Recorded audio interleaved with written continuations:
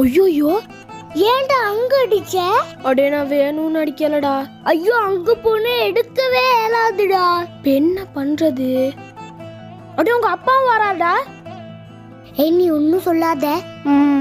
என்ன சச்சின் இங்க நின்றுகிட்டு இருக்கீங்க? எங்க கொண்டு வந்து போல்? விளையாடு போது தொலைஞ்சிருச்சு பாப்பா. தொலைஞ்சிருச்சா? எப்படி? ஐயோ, நான் அடிச்சேனா அங்க போயிட்டு விழுந்துடுச்சு. உங்களுக்கு இதுக்கு தான் விளையாட வர வேணாம்னு சொல்றது. இன்னைக்கு வீட்டுக்கு வாங்க, உங்களுக்கு தாரேன். இனிமே நான் அப்படி பண்ண மாட்டேன் பாப்பா. என்னாச்சுடா? அவன் போலே தொலைச்சிட்டான்னு சொல்லி உங்க அப்பா அடிச்சு இழுத்துட்டு போறாரு. ஏய் பொய் சொன்னேன், உன் வாயை உடச்சிடுவேன். நடந்ததெல்லாம் பார்த்துட்டு தான் நான் அன்னைக்கு வந்தேன். ஏய் அவன் உனக்கு எவ்வளோ உண்மையாக இருந்திருந்தா நீ செஞ்ச தப்பை அவன் ஏற்றுக்கிட்டு அவங்க அப்பாட்ட அடிமாயிட்டு போயிருப்பான்.